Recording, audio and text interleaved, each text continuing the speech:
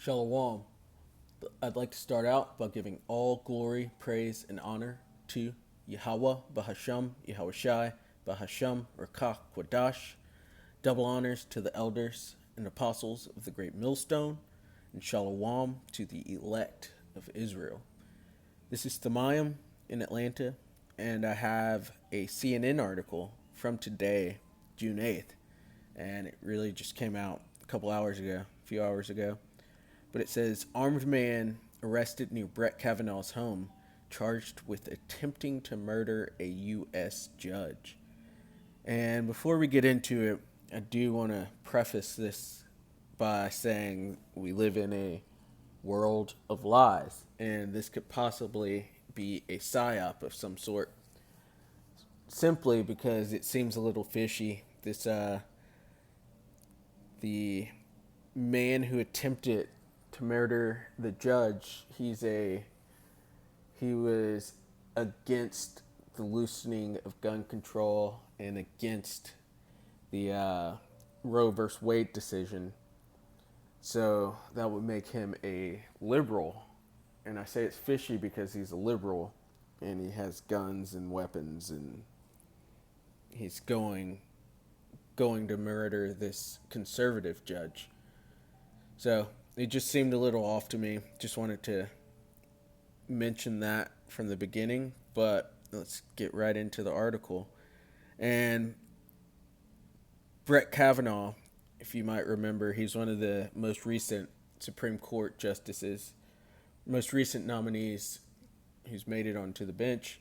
But a couple years ago, when they were in the nomination process, a lady came out and said he sexually assaulted her, and those it ended up getting overturned, and he was able to sit on the bench. But that might bring up who this individual is. It says the Justice Department has charged the man who was arrested near Justice Brett Kavanaugh's house in Maryland early Wednesday with attempting or threatening to kidnap or murder a U.S. judge. The man, Nicholas John Rosk, 26, of Simi Valley, California, had called emergency authorities saying he was having suicidal thoughts and had a firearm in his suitcase, leading to his arrest, according to the criminal complaint. He told law enforcement he had traveled from California to kill a specific United States Supreme Court justice, according to an FBI affidavit filed Wednesday. The affidavit said Rosk was upset about the leak of the Supreme Court opinion related to abortion rights, an upcoming gun control case, and the school shooting last month in Uvalde, Texas. Rosk indicated that he believed the justice that he intended to kill would side with Second Amendment decisions that would loosen gun control laws. The FBI agent wrote, Rosk stated that he began thinking about how to give his life a purpose and decided that he would kill the Supreme Court justice.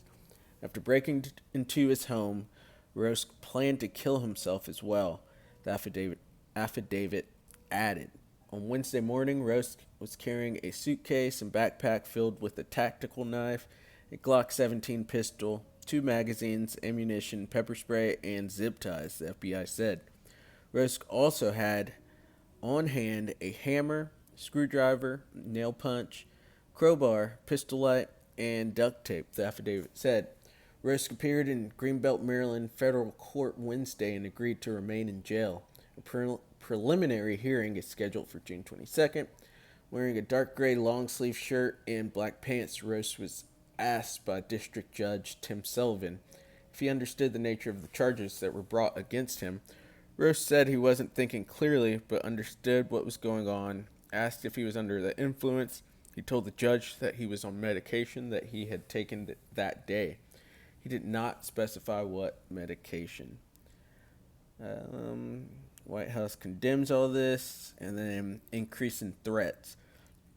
There has been a rise in threats against the court amid the national abortion rights debate and protests that have taken place across the U.S. The Department of Homeland Security issued a memo last month warning law enforcement that there are potential threats to members of the Supreme Court after a draft opinion overturning Roe v. Wade was leaked. The memo also said Supreme Court police have noticed a major uptick in social media threats or of violence, with some currently under investigation. Some of those threats have been directed at the justices and the court building, which is now surrounded by fencing. The arrests happened hours before the justices were scheduled to issue more rulings in the final weeks of the annual session. The court did not respond to a question if Kavanaugh was at the building Wednesday morning. The building had been closed to the public since March 2020, and justices no longer announced their opinions from the courtroom bench due to pestilence protocols. Attorney General Merrick Garland said Wednesday that threats of violence and actual violence against Supreme Court justices strikes at the heart of our democracy, and we will do everything we can do to prevent them and to hold people who do them accountable. This kind of behavior is obviously behavior that we will not tolerate, Garland told reporters. Threats of violence and actual violence against the justices of course strike at the heart of our democracy, and we will do everything we can do to prevent them and to hold people who do them accountable. So that's the gist of it. This guy drove from California all the way over to Maryland to try to kill this Supreme Court justice because he disagreed with his opinion. And there's been a pretty big uptick of threats to these different justices and politicians. But let's just go straight into the scriptures. This is Isaiah 19:2. And I will set the Egyptians against the Egyptians. And this isn't speaking of ancient Egypt. This is speaking of Babylon the Great, which is America. So could have said, I will set the Americans against the Americans. Because here in America, everybody has an opinion. And none of those opinions are right.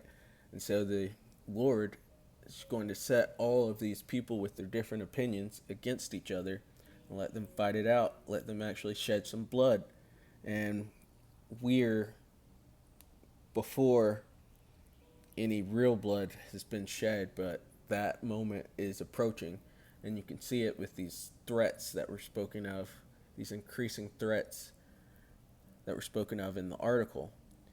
And they shall fight everyone against his brother, and everyone against his neighbor, city against city, and kingdom against kingdom. And you can see in these American families that, brothers and sisters are divided, mothers and fathers, and mother to the son or daughter. They're all divided. The Lord said he would think I'm come to bring peace, but nay, division. And he would set all these people against each other. And that's what we're about to witness here, because there will be wars against the liberals and the conservatives, wars against the males and females, and wars against, just on every single front. There's going to be, there's division, and it's gonna turn bloody eventually. Go to 2nd Esdras 15. And we'll start at 14. Woe to the world and them that dwell therein, for the sword in their destruction draweth nigh, and one people shall stand up and fight against another, and swords in their hands. For there shall be sedition among men, and invading one another. They shall not regard their kings nor princes. And Brett Kavanaugh, he's on the highest court position, the Supreme Court, and he's someone that could be regarded as a king or a prince, because he's making decisions which turn into laws, or he's ruling on these different laws, these different decisions, like Roe versus Wade and the Second Amendment and various other things. And so he is being disregarded, and he had actually someone make an attempt on his life. And so this is a perfect example of 2nd Esdras 15 and 16 playing out. It hasn't actually gotten there to where it's been gotten physical yet, but that is all on the way. I'm going to start 16 over.